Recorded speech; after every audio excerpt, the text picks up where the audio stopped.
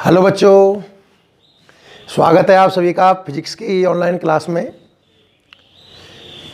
बच्चों, इस प्लेटफॉर्म पर हम आपको आईआईटी जेई और नीट की पूरी फिजिक्स बिल्कुल कॉन्सेप्चुअली जीरो से लेकर टॉप क्वेश्चन तक करवाएंगे। रेगुलर्स क्लास आती रहेंगी। आप लोग नियमित जुड़कर, अगर आप आईआईटी जेई या नीट की तैयारी कर रहे हो या बच्चों आप किसी और भी कंपटीशन एग्जाम की तैयारी कर रहे हो और आप चाहते हो कि आपकी फिजिक्स स्ट्रांग बने, तो आप रेगुलर हमारी वीडियोस देखें। ठीक है बच्चों, जहां भी आपको डाउट हो आप हमसे कंसल्ट भी कर सकते हो। ठीक है, तो हम स्टार्ट करते हैं कक्षा 12th के चैप्टर से, जिसका नाम है बच्चों स्थिर वैद्युतिकी। स्थिर वैद्युतिकी देखना ध्यान से, बिल्कुल चीज़ों को कॉन्सेप्चुअली समझेंगे हम। बहुत से बच्चे हमसे पढ़े हुए भी हैं, वो जानते हैं खैर, और जो लोग नए जुड़े हैं वो 2-5 क्लास जब आप अच्छे से देखोगे ना तो आपको बिल्कुल कॉन्सेप्ट समझ में आने लगेगा बच्चों। ठीक है ना। स्थिर वैद्युतिकी भौतिक विज्ञान की एक शाखा है जिसमें बच्चों हम अध्ययन करते हैं आवेश संबंधित, स्थिर आवेशों से संबंधित। अब थ्योरेटिकल ज़्यादा लिखाने की जरूरत है नहीं है, मैं सीधे पॉइंट पर आता हूं बच्चों। और इसमें हम जो हेडिंग पढ़ने वाले हैं वो हम लिखते हैं क्या? आवेश। कौन सी हेडिंग पढ़ने वाले हैं बच्चों? आवेश। कि आवेश क्या होता है। आवेश का बच्चों ने बहुत नाम सुना है कि आवेश क्या होता है, या आवेश को परिभाषित कीजिए। तो बच्चों सुनो ध्यान से, वैसे तो आवेश की कोई परिभाषा नहीं होती है। आवेश की बच्चों कोई परिभाषा नहीं है। आपने द्रव्यमान पढ़ा है ना, क्या आप द्रव्यमान की परिभाषा बोल सकते हो? नहीं, क्योंकि द्रव्यमान तो उस वस्तु का मूल गुण है, उस वस्तु के अंदर मौजूद है। इसी तरीके से जिस तरीके से वस्तुओं में द्रव्यमान होता है, इसी तरीके से वस्तुओं में क्या होता है बच्चों? आवेश।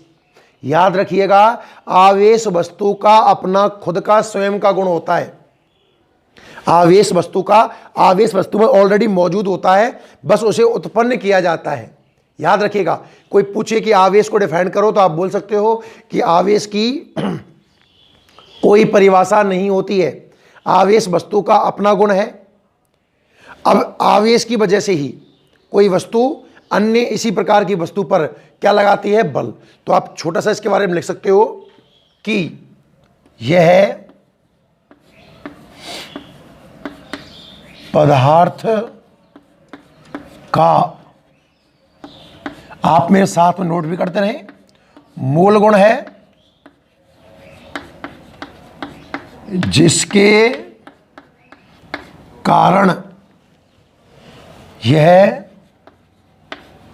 अन्य समान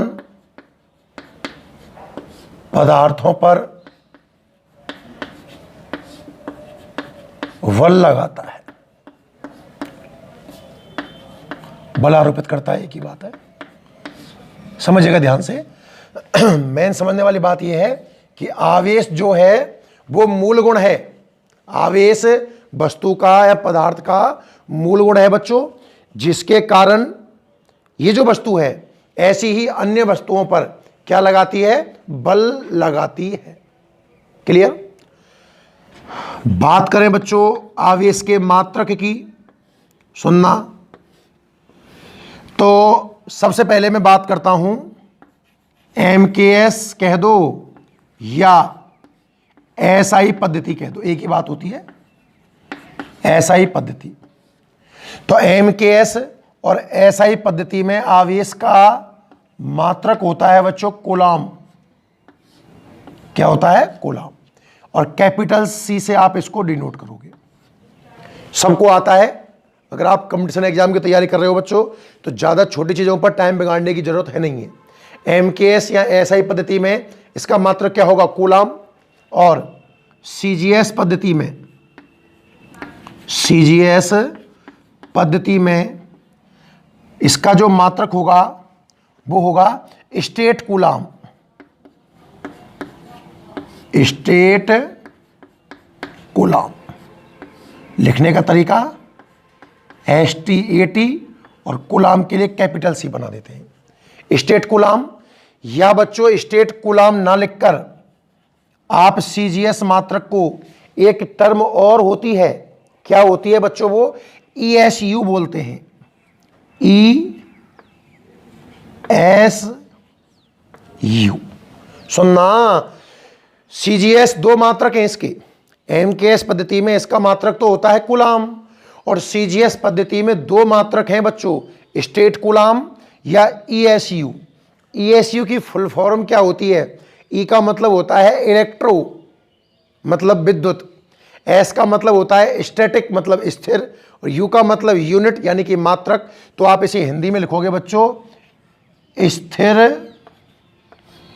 वैद्युत इकाई।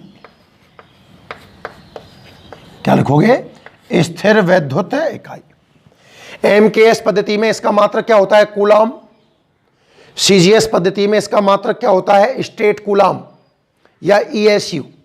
स्टेट कूलाम या ESU है ना। ESU का नाम क्या है? इलेक्ट्रोस्टैटिक यूनिट, स्थिर वैद्युत इकाई बोल सकते हो बच्चों। एक इसका अन्य मात्रक और होता है, सुनना, एक इसका, जब इतने ही मात्रक पढ़े हैं, सारे मात्रक पढ़ो, एक इसका अन्य मात्रक है, आप याद रखोगे EMU। क्या बोलते हो बच्चों? EMU। EMU और EMU की फुल फॉर्म क्या होती है पता है? Electromagnetic unit. Electromagnetic unit bracket में लिखूं वैद्युत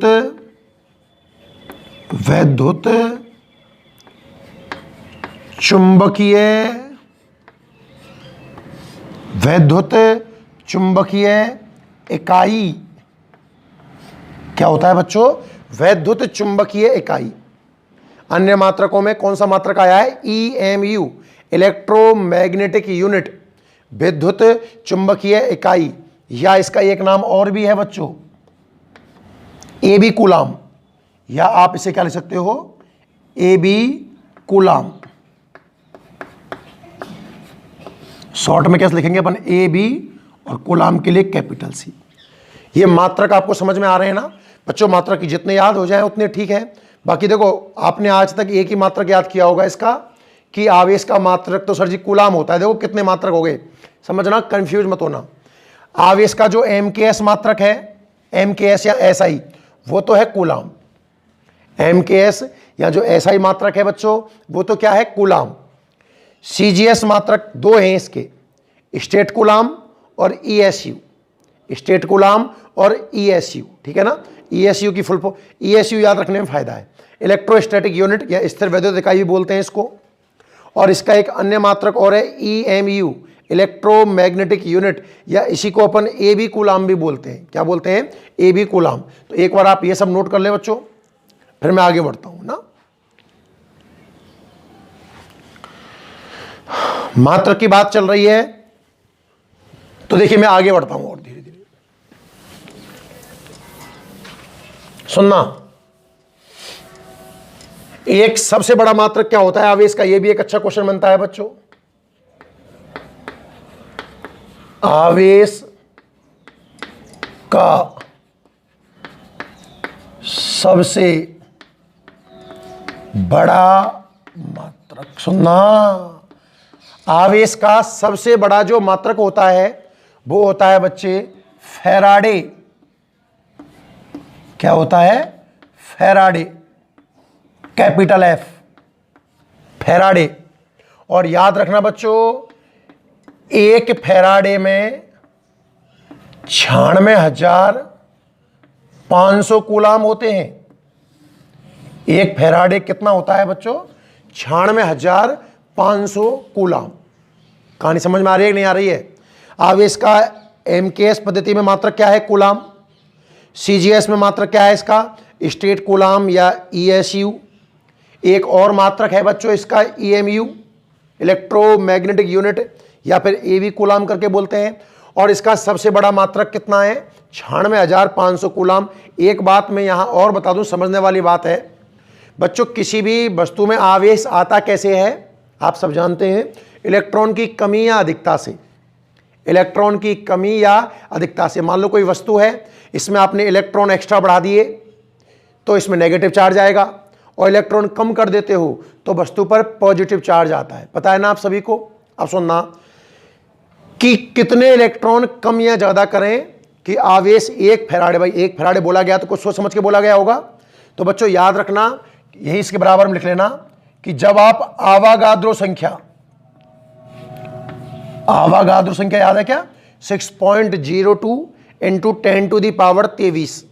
जब आप आवागाद्रो संख्या के बराबर इलेक्ट्रॉन कम ज्यादा करोगे, 1 इलेक्ट्रॉन का आवेश होता है स्मॉल ई, 2 का 2e, 3 का 3e, तो Na इलेक्ट्रॉन निकालोगे तो उसका आएगा Na इंटू स्मॉल ई। इसका जब आप मल्टीप्लाई करते हो बच्चों तो कितना आवेश आता है? 1 फैराडे। तो ऐसे बोल सकता है Na एक मोल में अणुओं की संख्या भी होती है कि यदि किसी पदार्थ से उसके मोल के बराबर इलेक्ट्रॉन निकाल लिए जाएं तो कितना आवेश आएगा? याद रखना फैराडे। एक आध दो क्वेश्चन भी कराऊंगा इसके ऊपर, तब और बात क्लियर हो जाएगी। फिलहाल याद क्या रखना है कि आवेश का सबसे बड़ा मात्रक क्या होता है? फैराडे। और 1 फैराडे कितना होता है? 96,500 कूलाम।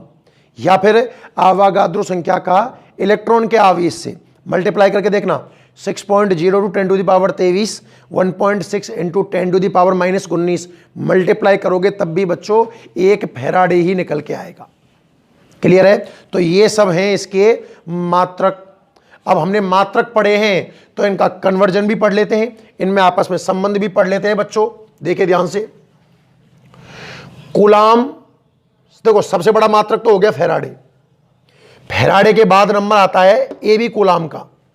EMU लिख दो, मतलब 1 EMU कह दो, या फिर आप इसी चीज को 1 AB कूलाम के लिए बड़ा सी आता है, ABC कह दो कि EMU में कितने कूलाम होते हैं या AB कूलाम में कितने कूलाम होते हैं। तो याद रखिएगा 10 कूलाम, ये भी आप याद रखें, ठीक है ना। और स्टेट कूलाम की बात करें बच्चों तो एक कूलाम में 3 गुणा 10⁻9 प्रकाश की चाल से 1 0 ज्यादा, ठीक है ना, क्या होता है? State coulomb. अब आप स्टेट कूलाम कह दो चाहे ESU कह दो, एक ही बात है। तो आपको अब क्रम भी पता लग रहा होगा। सबसे बड़ा मात्रक फैराडे हो गया आवेश का, फैराडे के बाद में AB कूलाम या EMU बोल दीजिए, उसके बाद कूलाम, और सबसे छोटा यहां जो दिखा अभी स्टेट कूलाम। क्लियर है? ये रिलेशन आपको याद रह जाए तो अच्छी बात है। अब आगे बढ़ते हैं भाई, देखना कुछ छोटे छोटे मात्रक और भी हैं बच्चों। पूरा पढ़ें ढंग से भाई, जितना हम पढ़ें वो हमें क्लियरली समझ में भी आना जरूरी है, ठीक है ना। देखिएगा कुछ अनुलग्न पूर्णलग्न टाइप में छोटे छोटे मात्रक होते हैं बच्चों। जैसे सबसे पहले बात करें डेसी कूलाम की। डेसी कूलाम का प्रतीक स्मॉल डी, कूलाम का बड़ा सी रहेगा बच्चों। डेसी कूलाम, तो डेसी कूलाम होता है 10⁻⁻1 कूलाम। आपको 11th क्लास में मैंने बताया बच्चों, डेसी शब्द जहां भी काम में आ जाए आपको इसे हटाने के लिए 10⁻⁻1 काम में लेनी होगी। Deci coulomb. डेसी कूलाम के बाद में नंबर आता है सेंटिकूलाम। सेंटिकूलाम, सेंटी का स्मॉल सी, कूलाम का कैपिटल सी बच्चों। और सेंटिकूलाम होता है -2 कूलाम। एक एक चीज को समझो ध्यान से, छोटी छोटी बातें हैं, कहीं ना कहीं फंसा देगी आपको। डेसीकूलाम, सेंटिकूलाम, वैसे इनका बहुत ज्यादा यूज कहीं होगा नहीं बच्चों। मिलीकूलाम, मिलीकूलाम 10⁻³ कूलाम, ये काफी काम आएगा। मिलीकूलाम तो काफी फेमस भी है। Millicoulomb 10⁻³ coulomb. उसके बाद में microcoulomb, microcoulomb 10⁻⁻6 coulomb. Decicoulomb 10⁻⁻1 coulomb. Centicoulomb 10⁻⁻2 coulomb. Millicoulomb 10⁻⁻3 coulomb. Micro coulomb 10⁻⁻6 coulomb बच्चों, -7 कुछ नहीं है, -8 कुछ नहीं है, nano coulomb, nano coulomb small n और कैपिटल सी 10⁻⁹ कूलाम, और pico coulomb, pico coulomb 10⁻⁻12 coulomb. ये आपको समझ में आए ना? ये छोटे छोटे मात्रक समझ में आए कि नहीं आए? डेसी 10⁻⁻1, सेंटी 10⁻⁻2, मिली 10⁻⁻3, माइक्रो भी काफ़ी फेमस है भाई, ये 2 ज़्यादा मिलेंगे आपको देखने के लिए, मिली माइक्रो ना -6, नैनो और पिको। ये तो हो गई माइनस वाली घातें। अब बच्चों कुछ प्लस वाली घातें भी होंगी, जैसे कि डेका कूलाम, डेका कूलाम प्रतीक कैपिटल डी और सी, देखो स्मॉल डी दिख जाए मतलब नेगेटिव वाली घात होगी, डेसी -1, और कैपिटल आ जाए तो डेका, इसका मतलब होता है बच्चों 10⁻+1 कूलाम। ठीक है, इसके बाद आता है हेक्टोकूलाम, हेक्टोकूलाम, अब सिंबल कैपिटल होंगे सब, सी भी कैपिटल ही है ना, 10⁻+2 कूलाम। उसके बाद आता है किलो कूलाम, और बच्चों किलो का मतलब तो आप खूब समझते हो, 10⁻3 कूलाम। किलो के बाद आता है mega coulomb, mega coulomb 10⁻6 coulomb, और मेगा कूलाम के बाद नंबर आता है गीगा कूलाम 10⁻9 कूलाम। क्लियर है भाई बात यहां तक है ना? तो ये कुछ छोटे मोटे मात्रक हैं जो हमें बार बार हेल्प करेंगे जब आप सवाल कर रहे होंगे। जब आप सवाल कर रहे होंगे तो डेसी, सेंटी, मिली, माइक्रो, नैनो, पिको ये सब नेगेटिव पावर वाले हैं, और Deka, hecto, kilo, mega, giga ये सभी पॉजिटिव पावर वाले मात्रक हैं। क्लियर है बच्चों? एक बार आप जल्दी से नोट करें यहां तक।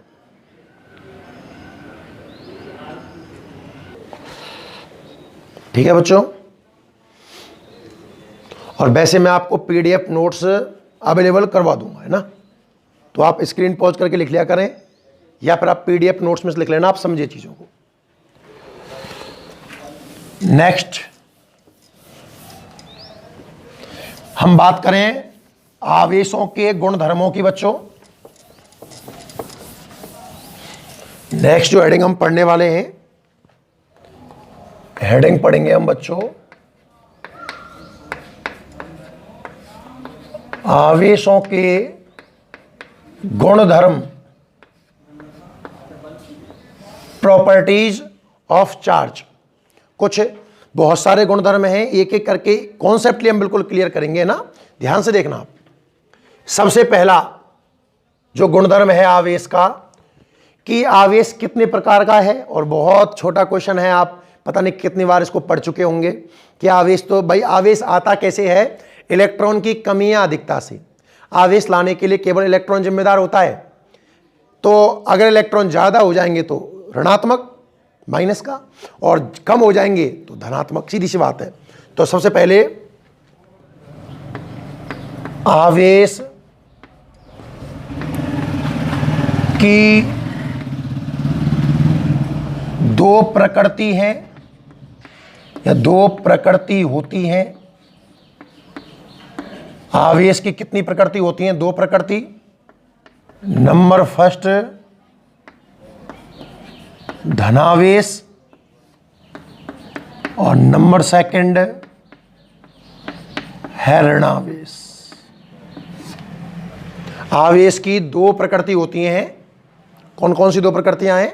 पहली धनावेश और दूसरी ऋणावेश। सबको पता है बच्चों ये पॉइंट। दूसरा पॉइंट देखिएगा आप, कि जो सजातीय आवेश हैं, सजातीय आवेशों के मध्य, सजातीय का मतलब है अगर हमारे पास 2 आवेश हैं और दोनों आवेश बच्चों प्लस प्लस के हैं, या दोनों आवेश माइनस माइनस के हैं ना, तो सजातीय आवेशों के मध्य प्रतिकर्षण सजातीय आवेशों के मध्य प्रतिकर्षण तथा अगर विजातीय आवेश हैं, विजातीय आवेशों के मध्य कौन सा बल लगता है? आकर्षण बल लगता है। आकर्षण बल लगता है। समझिएगा ध्यान से। अगर सजातीय आवेश हैं, दोनों आवेश प्लस प्लस के हैं तो प्रतिकर्षण बल लगेगा, और विजातीय हैं तो आकर्षण बल लगेगा। इस पर एक बहुत छोटा हम क्वेश्चन भी बना सकते हैं बच्चों। क्या क्वेश्चन है कि आवेशों Q1 तथा Q2 के मध्य, दो आवेश हैं Q1 और Q2 के मध्य निम्न स्थिति में बल की प्रकृति बताइए। आपको मैं एक कंडीशन देने वाला हूं, उस कंडीशन में आपको बल की प्रकृति बतानी है। बल की प्रकृति का मतलब होता है बच्चों कि बल आकर्षण होगा कि प्रतिकर्षण होगा। इसमें फर्स्ट क्वेश्चन है हमारा कि दो आवेश Q1 और Q2 का गुणनफल 0 से बड़ा है, और इसमें दूसरा क्वेश्चन बनता है बच्चों कि आवेश Q1 और Q2 का गुणनफल 0 से छोटा है। दो क्वेश्चन है और जल्दी आंसर सोचें आप, एक बार जल्दी आंसर सोचें बच्चों। दो आवेश हैं हमारे पास, पहला आवेश Q1 है, दूसरा आवेश Q2 है। इन दोनों का गुणनफल एक बार 0 से बड़ा है और एक बार बच्चों इनका गुणनफल 0 से छोटा है। तो आपको पहली कंडीशन में बताना है कि Q1 और Q2 के मध्य बल की प्रकृति क्या होगी, और दूसरी कंडीशन में भी Q1 और Q2 के बीच बल की प्रकृति क्या होगी। ठीक है, सोचिए। यहां दो में से एक आंसर है, आकर्षण या प्रतिकर्षण। तो देखिएगा बच्चों, पहला क्वेश्चन बोल रहा है कि Q1 और Q2 का गुणनफल 0 से बड़ा है। अगर बच्चों Q1 और Q2 का गुणा 0 से बड़ा है तो ये तभी पॉसिबल हो पाएगा जब Q1 और Q2 सजातीय होंगे। आप दिमाग में कोई भी दो संख्याएं सोचो, अगर आप दो संख्याएं प्लस की सोचते हो तब उनका गुणनफल प्लस आएगा, मतलब 0 से बड़ा आएगा, और दोनों संख्याएं आप माइनस की सोचते हो तब भी उनका गुणनफल 0 से बड़ा यानी कि प्लस में आएगा। तो दो संख्याओं का गुणनफल 0 से बड़ा कब हो सकता है? जब Q1 और Q2 एक जैसे चिन्हों के हों, मतलब सजातीय हों, और सजातीय होंगे तो बल कौन सी प्रकृति का होगा? प्रतिकर्षण प्रकृति। प्रतिकर्षण प्रकृति। और दूसरे क्वेश्चन की बात करूं बच्चों तो Q1 और Q2 का गुणनफल 0 से छोटा है, और दो संख्याओं का गुणा 0 से कम यानी कि नेगेटिव कब आता है?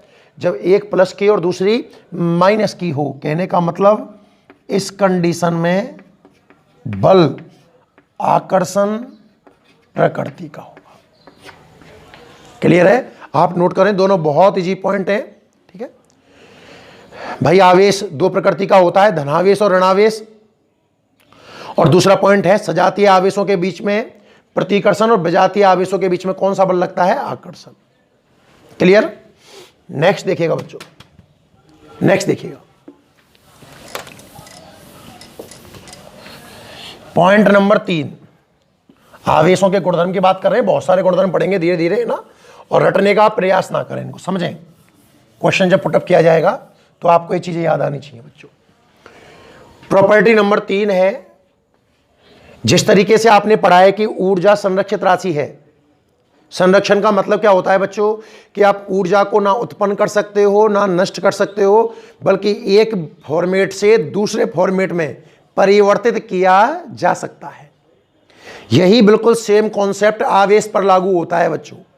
आवेश को उत्पन्न भी नहीं कर सकते, नष्ट भी नहीं कर सकते, ट्रांसफर कर सकते हैं। दो वस्तुएं हैं, एक वस्तु से इलेक्ट्रॉन दूसरी वस्तु पर चले जाएं बच्चों, तो जिससे इलेक्ट्रॉन गए हैं वहां प्लस आ जाएगा, और जिस पर इलेक्ट्रॉन गए हैं वहां क्या आ जाएगा? माइनस। तो आप केवल इतना सा पॉइंट लिख सकते हो बच्चों कि आवेश संरक्षित राशि है। Charge is conservative. आवेश कैसी राशि है बच्चों? संरक्षित राशि है। आवेश कैसी राशि है? संरक्षित राशि है। क्लियर? गुणधर्म नंबर 4 देखिएगा इसका। देखो, जब आप किसी वस्तु को आवेशित करते हो, जब आप किसी वस्तु पर चार्ज लेके आते हो, तो उसका द्रव्यमान परिवर्तित होगा बच्चों।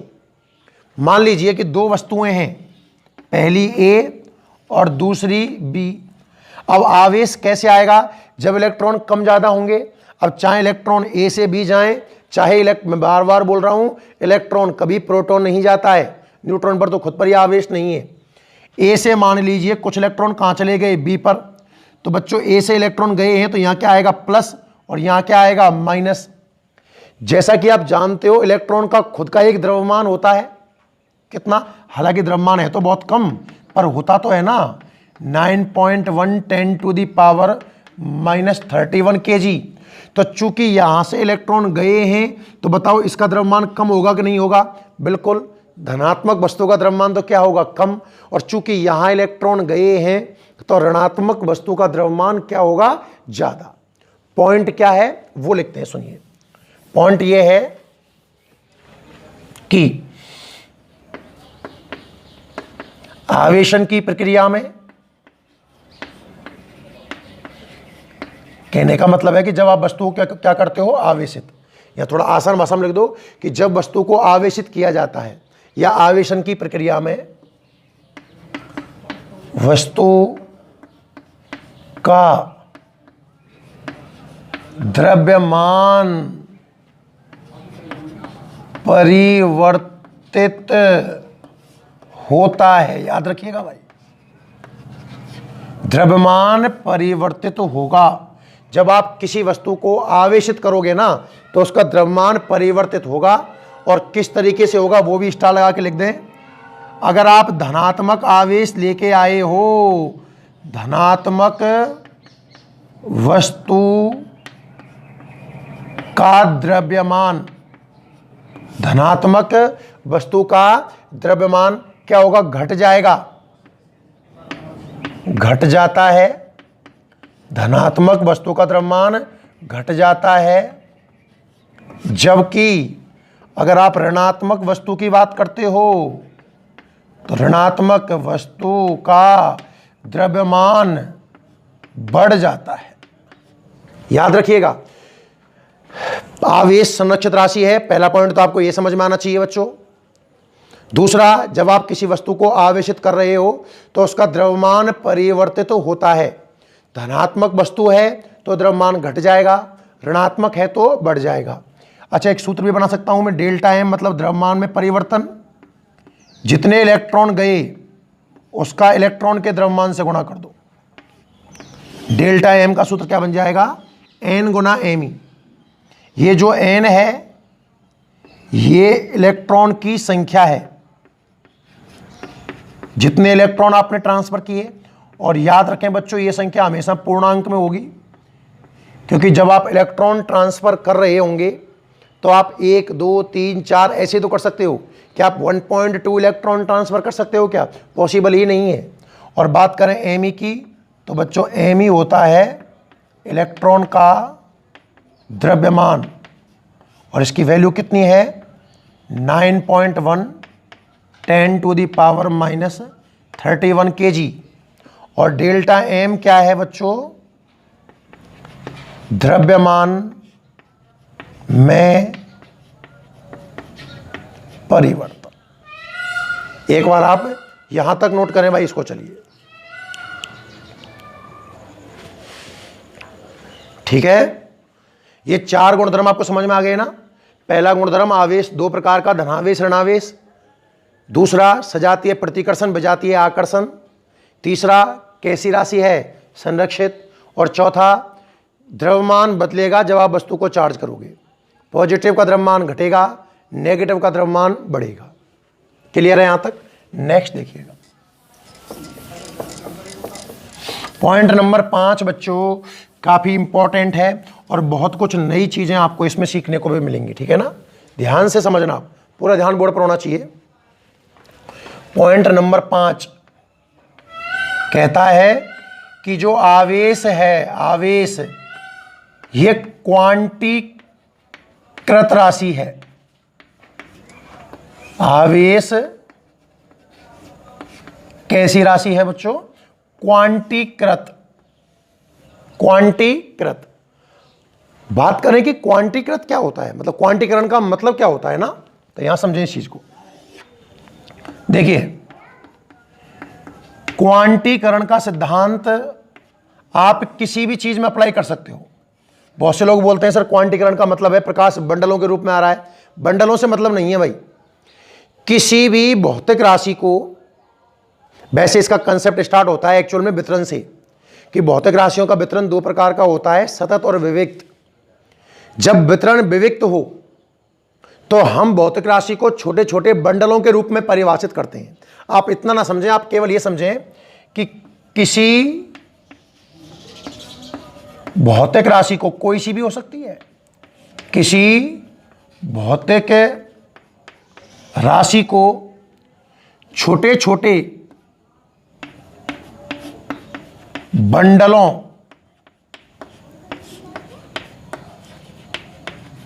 के रूप में दर्शाना। ये लो सबसे आसान, छोटे छोटे बंडलों के रूप में दर्शाना। और इसी में जो सबसे छोटा बंडल होगा, सबसे छोटा बंडल होगा, उसे नाम दोगे आप क्वांटा। क्या नाम दोगे? क्वांटा। बात करूं मैं आवेश की, सुनना ध्यान से भाई। आवेश वस्तु में आएगा कैसे? जब इलेक्ट्रॉन कम ज्यादा होंगे। तो आवेश कौन कौन से आवेश वस्तु पर आ सकते हैं आप बताइए। देख भाई, किसी वस्तु में इलेक्ट्रॉन कम ज्यादा होंगे तो एक से तो स्टार्ट होगा। तो अगर एक इलेक्ट्रॉन ज्यादा हुआ तो -e, कम हुआ तो +e। मतलब आवेश की अगर मैं बात करूं, कौन कौन से आवेश पॉसिबल हैं, तो बच्चों देखो +- आ सकता है क्या? बिल्कुल आ सकता है साहब। एक इलेक्ट्रॉन ज्यादा हो जाए वस्तु में तो -e, और एक इलेक्ट्रॉन कम हो जाए तो +e। एक के बाद नंबर किसका आएगा? 2 का, तो +-2e, +-3e, up to so on. ये प्रोग्राम चलता रहेगा। तो ये चीज क्या दर्शा रहा है कि जो वस्तु का आवेश है ना, कितना ही आवेश हो, वो इलेक्ट्रॉन का पूर्ण गुणज होता है, या उस आवेश में इलेक्ट्रॉन हमेशा पूर्णांक संख्या में मौजूद होंगे, चाहे ज्यादा हो या कम। आप एक बात याद रखिए, आवेश क्वांटीकृत राशि है। कहने का मतलब क्या है इस चीज का, कि अर्थात किसी वस्तु का जो आवेश है, किसी वस्तु का आवेश, कॉमा लगाइए, किसी वस्तु का आवेश इलेक्ट्रॉन के आवेश का क्या होता है? पूर्ण गुणज होता है। पूर्ण गुणज होता है। समझिए ध्यान से, आवेश कैसी राशि है? क्वांटीकृत। आवेश कैसी राशि है? क्वांटीकृत है। और किसी वस्तु का जो आवेश है, जैसे मान लीजिए मैं आवेश को नाम दे दूं Q, तो सूत्र बनता है Q = Ne। जितने इलेक्ट्रॉन आप ट्रांसफर करोगे, अब यह आवेश प्लस माइनस में हो सकता है भाई, ध्यान रखना। Q का मतलब तो है वस्तु का आवेश, वस्तु का आवेश, N पूर्णांक जो इलेक्ट्रॉन की संख्या दर्शाएगा, और स्मॉल e का मतलब है इलेक्ट्रॉन का आवेश। कितना होता है? -1.6 गुणा 10⁻⁻⁻⁰ कूलम। क्लियर है? एक बार आप यहां नोट करें इसे। दो बात समझने लायक है कि आवेश क्वांटीकृत है। कुल आवेश इलेक्ट्रॉन के आवेश का पूर्ण गुणज होगा, मतलब इलेक्ट्रॉन पूर्णांक में मौजूद होंगे। समझे आप? कुछ क्वेश्चंस देखते हैं इसके ऊपर, छोटे मोटे। मतलब कम से कम आवेश कितना पाया जाएगा? इलेक्ट्रॉन। इससे कम आवेश पॉसिबल नहीं है भाई। देखिए, एक बहुत ही बेसिक 12th क्लास में लगभग आप हर बच्चे ने किया है इस क्वेश्चन। क्वेश्चन क्या है बच्चों? क्वेश्चन है किसी वस्तु को हमें +1 कूलाम आवेश देना है।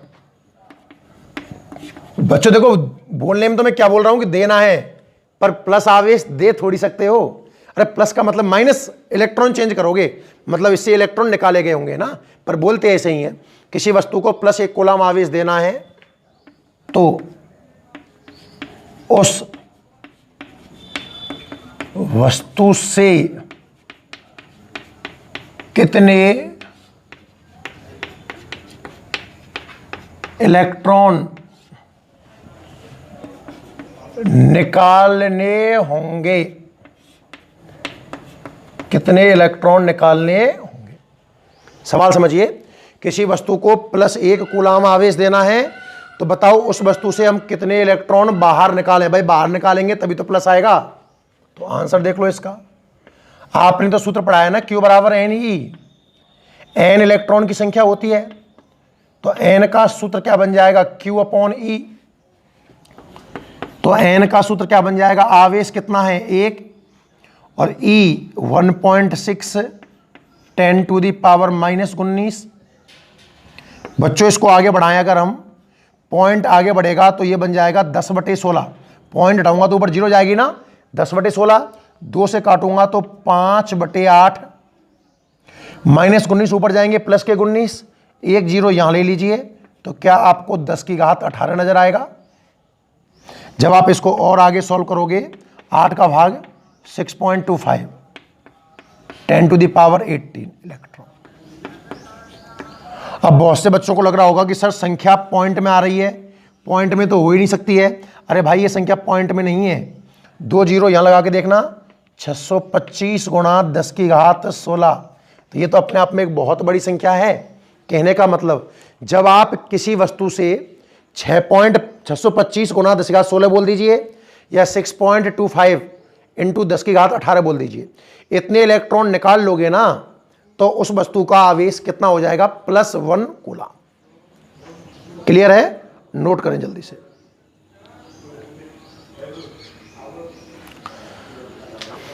आगे देखिए बच्चों, जैसा कि मैंने आपको कहा, अभी सुनना, अब एक कॉन्सेप्ट की बात करें। जैसे कि मैंने अभी आपको कहा कि इलेक्ट्रॉन अविभाज्य है या इलेक्ट्रॉन से कम आवेश संभव नहीं है, यही कहा ना। आवेश क्वांटीकरण है और सबसे कम आवेश कितना संभव है, इलेक्ट्रॉन। पर बच्चों एक बात सुनना ध्यान से, इलेक्ट्रॉन, प्रोटॉन और न्यूट्रॉन 3 मूल कण हैं ऐसे कहा जाता है परमाणु के। पर बच्चों इलेक्ट्रॉन, प्रोटॉन और न्यूट्रॉन भी आपस में किसी ना किसी चीज से मिलकर बने हैं, उन्हें कहा जाता है क्वार्क। तो फिर मैंने ऐसा क्यों कहा कि इलेक्ट्रॉन से कम आवेश संभव नहीं है। इलेक्ट्रॉन का भी तो विभाजन संभव है, क्योंकि इलेक्ट्रॉन किससे मिलकर बना है, क्वार्क से। सुनना, मैं पहले लिख देता हूं कि इलेक्ट्रॉन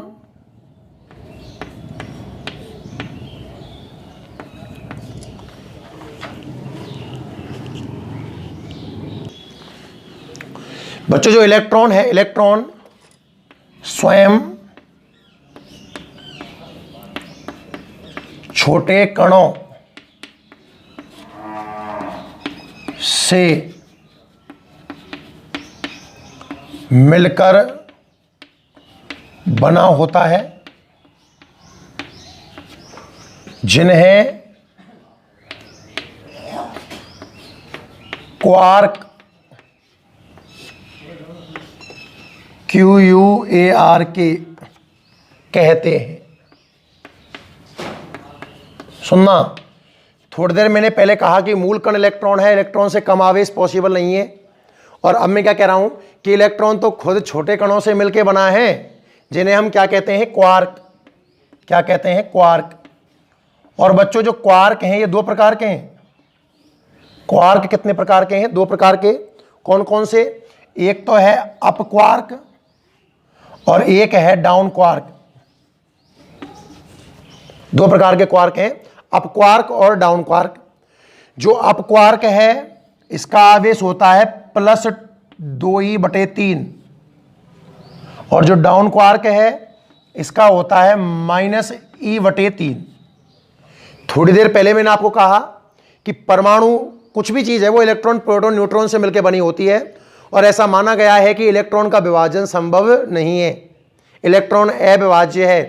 पर अब मैं क्या कह रहा हूं कि इलेक्ट्रॉन तो कुछ छोटे कणों से मिलकर बना है जिन्हें क्या नाम दिया गया है, क्वार्क। इसका मतलब क्या इलेक्ट्रॉन को क्वार्क में तोड़ा जा सकता है? बिल्कुल नहीं, बिल्कुल नहीं बच्चों। इसका रीजन बताऊं मैं आपको, सुनना कि क्वार्क एक पारिवारिक कण है, ये अकेला नहीं रहता, विद फैमिली रहता है। जैसे कि मैं बात करूं एक प्रोटॉन की, किसकी बात करें बच्चों? एक प्रोटॉन की। तो एक प्रोटॉन में दो तो होते हैं अपक्वार्क, सुनना, दो तो होते हैं कौन से? अपक्वार्क, और एक होता है डाउन क्वार्क।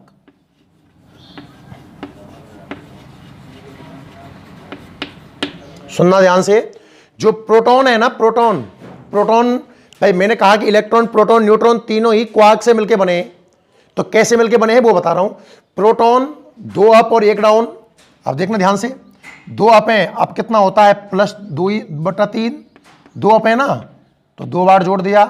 1 डाउन तो -e/3। लघुत्तम कितना आएगा बच्चों? 3। और 2e 4e -e 3e/3। कुल मिलाकर कितना आएगा? +e। एक्चुअल में प्रोटॉन क्वार्क से मिलकर बना है, पर बच्चों क्वार्क स्वतंत्र रूप से मौजूद नहीं है। स्वतंत्र रूप से तो कितना मौजूद है फिर? प्लस का ई। इलेक्ट्रॉन के बारे में विचार करके देख लो। इलेक्ट्रॉन की अगर हम बात करें कि भाई इलेक्ट्रॉन पर कितना आवेश है, तो याद रखना इलेक्ट्रॉन में 3 डाउन क्वार्क हैं।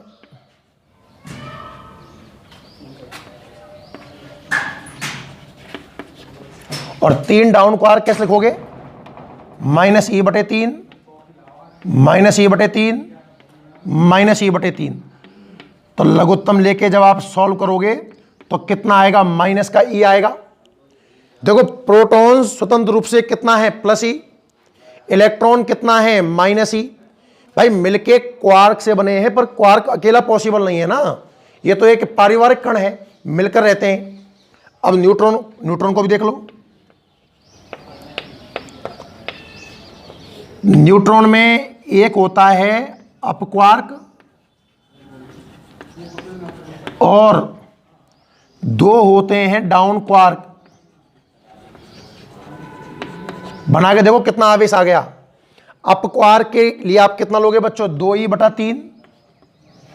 और 2 डाउन क्वार्क हैं तो -e/3 और -e/3। देखना आवेश कितना आएगा? 0। तो जब हम आवेश की बात कर रहे हैं ना, तो स्वतंत्र रूप से कितना आवेश मौजूद है? +e। अभी थोड़ी देर पहले मैंने आपको ये तो कहा था -e। और यहां कितना आ रहा है? 0। यहां कितना आ रहा है? 0। हालांकि इलेक्ट्रॉन का विभाजन संभव है, प्रोटॉन का विभाजन भी संभव है, पर स्वतंत्र रूप से ये कभी मौजूद नहीं रहेंगे। स्वतंत्र रूप से अगर हम चार्ज की बात करते हैं तो केवल +e या ±e ही पॉसिबल है। और आगे आने वाले आवेश इन्हीं के पूर्ण गुणज हैं। इसलिए मैंने कहा था आवेश क्वांटीकृत है, टुकड़ों में पाया जाएगा। क्लियर है यहां तक? एक बार इसको नोट करिए भाई।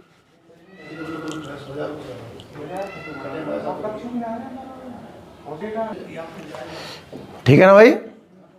नेक्स्ट क्वांटीकरण में ही चलते हैं आगे, है ना।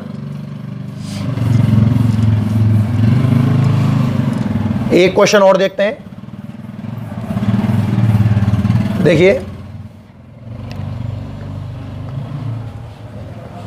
क्वेश्चन है CO2 के 22 ग्राम में, मान लो हमारे पास कार्बन डाइऑक्साइड है, कोई भी ले सकते हो, कुछ भी जो तुम्हारी इच्छा हो, ठीक है ना। मैंने CO2 को चुना है। 22 ग्राम में कितना धनायन या फिर ऋणायन है? बात एक ही है भाई, ये बॉडी न्यूट्रल रहेगी और जब न्यूट्रल कब माना जाता है कि जितना प्लस होगा उतना क्या होगा माइनस। ये मैंने एक डेमो के लिए क्वेश्चन लिया है, आप कोई भी क्वेश्चन बना सकते हो, कोई भी पदार्थ ले लें आप और उसकी ग्राम वगैरह में कोई मात्रा ले लें। जैसे मैंने चुना CO2 को कि CO2 के 22 ग्राम में कितना धनायन या ऋणायन है। सुनना ध्यान से बच्चों, सबसे पहले आप निकालोगे इसमें मोल, केमिस्ट्री का टॉपिक है पूरा, थोड़ी सी फिजिक्स लगेगी खाली।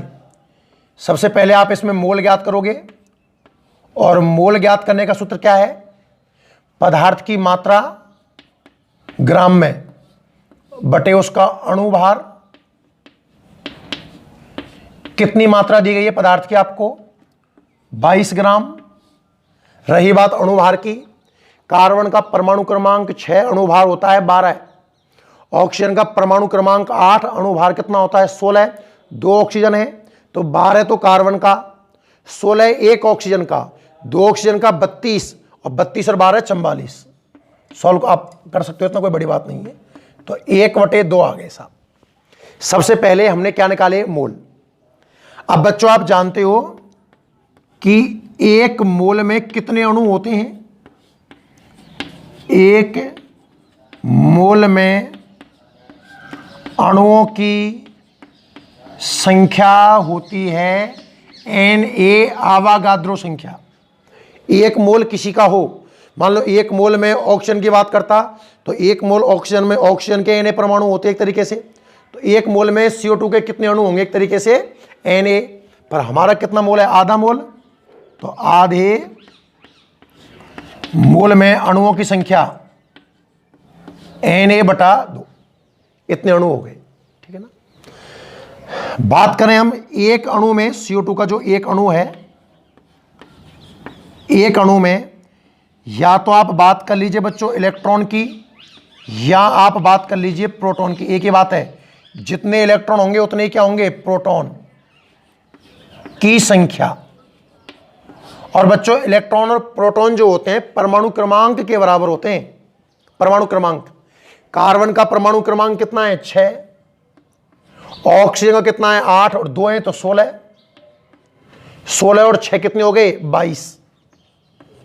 तो याद रखेंगे एक अणु में कितने हैं 22, तो अणु कितने हैं कुल Na/2।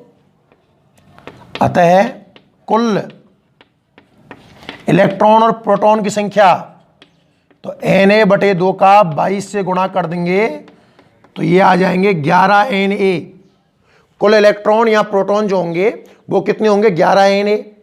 और जब इलेक्ट्रॉन की संख्या समझ में आ गई, इसे इलेक्ट्रॉन मानोगे तो ऋणावेश निकालोगे, प्रोटॉन मानोगे तो धनावेश निकालोगे। अतः आप कुल आवेश निकाल सकते हो। कुल आवेश तो Q बराबर Ne से निकलेगा। संख्या कितनी है 11 Na इंटू स्मॉल e। और जैसा कि मैंने आपको बताया थोड़ी देर पहले बच्चों, पूरा सॉल्व करोगे तो आपसे नहीं होगा कन्फर्म। कैसे करोगे इसको, 11 गुणा, मैंने कहा ना Na का E से गुणा कर देंगे तो 1 फैराडे यानी कि ये 96,500 कूलाम हो जाएगा। अगर मोल की संख्या का इलेक्ट्रॉन से मल्टीप्लाई कर दें, कहा था ना मैंने आपको फैराडे में सबसे बड़ा मात्रक था ये, तो इसमें आप 11 से मल्टीप्लाई कर लीजिए, कितना आंसर आता है देखना।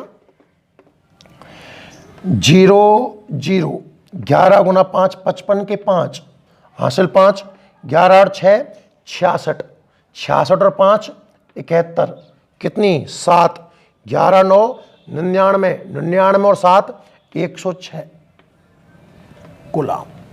मतलब उसमें इतना धनायन होगा और इतना ही क्या होगा ऋणायन। एक्चुअल इसमें काफी सारे कॉन्सेप्ट तो मैंने केमिस्ट्री के लिए, एक बार आप समझ लें जल्दी चाहो तो। क्वेश्चन था कि CO2 हमें लिया है 22 ग्राम, इसमें कितना धनायन या ऋणायन है। सबसे पहले निकालते हैं मोल, मात्रा बटे अणुभार से 1/2 मोल आया। एक मोल में अणु कितने होते हैं Na। आपके जितने मोल आए उसमें कुल अणु निकाल लीजिए CO2 के, Na/2 अणु हैं। एक अणु में कितने इलेक्ट्रॉन प्रोटॉन है, परमाणु क्रमांक जोड़ लो 22 आया, तो Na/2 अणु में कितना आएगा, मल्टीप्लाई किया 11 Na। और हमारे पास इलेक्ट्रॉन या प्रोटॉन है 11 Na, तो आवेश हम निकाल सकते हैं। यहां फिजिक्स है, ये फिजिक्स थी थोड़ी सी, बस ऊपर पूरी केमिस्ट्री है। Q बराबर NE की मदद ली और मैंने इसको सॉल्व कर लिया।